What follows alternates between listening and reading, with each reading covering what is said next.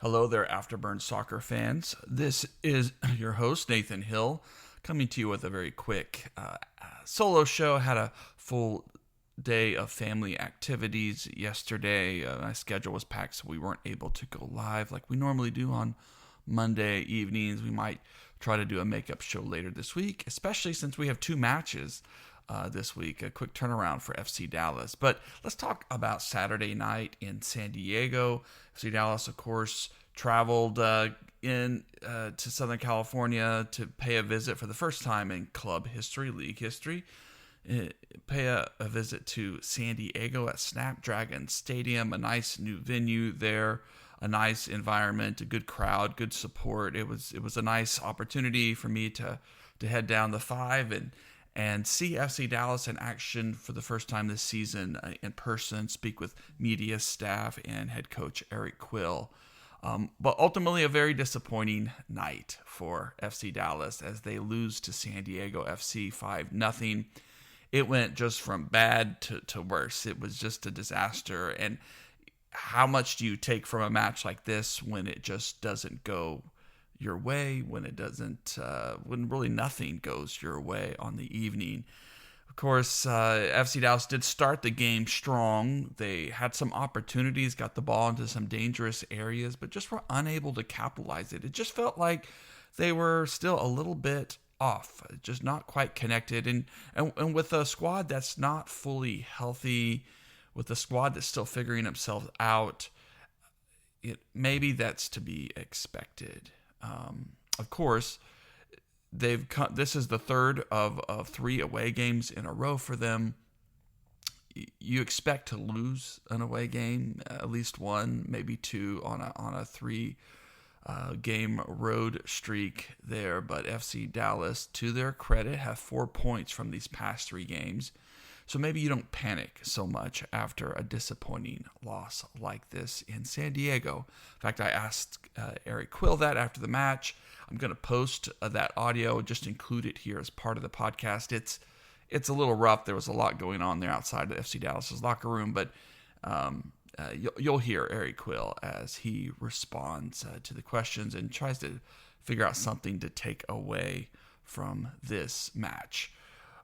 But yeah, a disappointing night, and you can argue that the score was generously in favor of San Diego. At least 2 goals were probably shouldn't be goals. That the penalty kick, I don't think, I think that was a very, very soft penalty kick, if it was at all a penalty kick call. And then in the second half, a ball from San Diego that ricocheted off the crossbar. I don't think it crossed the line either. But VAR involved in both decisions did not back FC Dallas. So, but still, a 3-0 loss, 5-0 loss. You're splitting hairs at that point. It was just a disappointing night where nothing really worked, and it only got worse as San Diego just exploited FC Dallas's space and formation. Probably not a big lesson to learn from this, other than the 3-4-2-1 that was so effective against Inter Miami late. Just probably not really a workable plan at the moment, but you'll see. We'll see. It's just a thing like this where the coach has to try to put out a team that he thinks can win with a squad that's not fully healthy. So you'll hear Eric Quill speak about that in just a moment. We also want to acknowledge that North Texas Soccer Club got a big 1-0 win against Minnesota United FC 2 up in Minnesota. Landon Hickam committed to SMU, continuing the long line of players out of the academy who've gone to SMU. But got a big golazo, his first professional goal for Hickam, a wonderful goal, up for goal of the week in MLS Next Pro. So please vote for him and share it. Just a good moment for the youngster, and really for North Texas to get that goal and not look great. They struggled to possess the ball, struggled to get the ball forward in attack, and yet they found a way to see the game out, to bottle up defensively and just turn away Minnesota United FC 2 time and time again. So that's a good bit of news there for North Texas this week. They had a good week, not a great week for FC Dallas. a roller coaster of emotions, but an opportunity nonetheless for both teams to move forward, for FC Dallas to turn the page with an Open Cup match on Wednesday night where they get to rotate some guys, maybe try to get some other guys going, maybe get Logan, get Bernie on the score sheet for the year and build some confidence. And then, of course, on back next weekend at home again. I'm blanking against Houston. That's right. I think they're playing Houston next.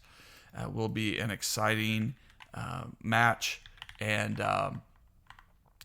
because we might get to see a return of Paxton Pomykal from the injured list, should be a lot. I'm sorry, against Real Salt Lake this Saturday. That's what I was going to say. But then Houston the following week. So 2 home matches in a row.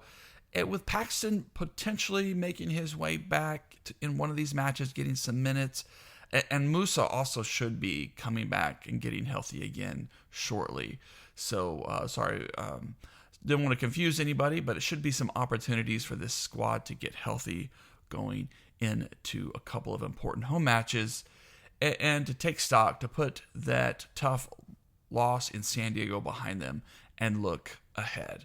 So, hey, a lot to look forward to. We're going to include the audio now from Eric Quill. I got to ask him a few questions after the match on Saturday evening. So enjoy. Thanks for listening. Thanks for subscribing.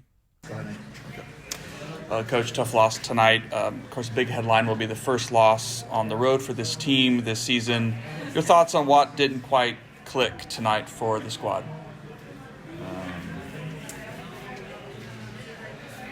Our final third play.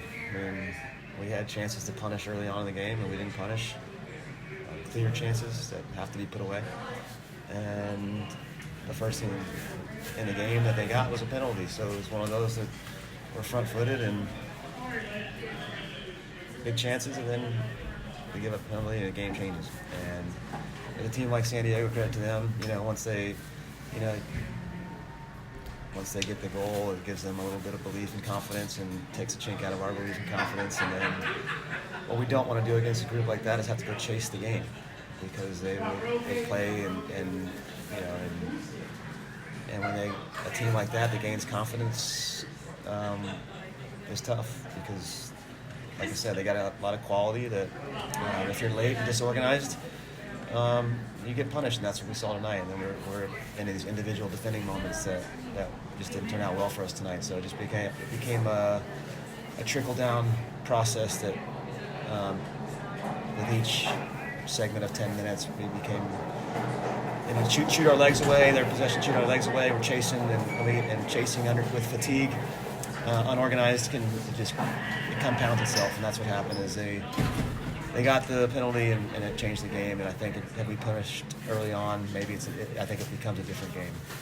So credit to them. How confident are you that this team will just be ready to reset, kind of go forward? Yeah, very confident. I just told them, I said, we have to take this and be honest with it, and turn ourselves around, because we've got big game Wednesday and a game Saturday, so we can't feel sorry for ourselves. We got to call it what it is, and be upset about it. And it can't happen again. It's unacceptable. This turn of events, this is the way this game went, and we got humbled. We got humbled from I think we felt good about ourselves for last week, and we just we lost focus for a moment, and it changed the game, and we just never found ourselves back in the game. Didn't take our chances to get back. So. But we got a lot of football left to play, but we've got to take it and be honest with it. My last one, just 3-game away run. Your squad is not fully healthy, but you still get 4 points out of that, which is hard to do, and a lot of other teams would struggle to get that many points in 3 away matches in a row. So how do you want even this away run that you started out the first third of the season unbeaten until tonight to really set the tone for the rest of the year of what's possible for this team? Yeah, I mean, they've done great on the road, but tonight's performance was just not good enough. So we know, and these guys know that. They know that we're better than what this result shows. So we got to get back to humility. We got to become humble, get on the training field, and guys need to be competing for jobs, because when you lose in a game like this, it's, you gotta figure out who wants to be in the grass come Wednesday night and come Saturday, and that's what I got. I got a competitive group that understands that this is opportunity for them if they kill it. So we get back to work and we get humble and we go again.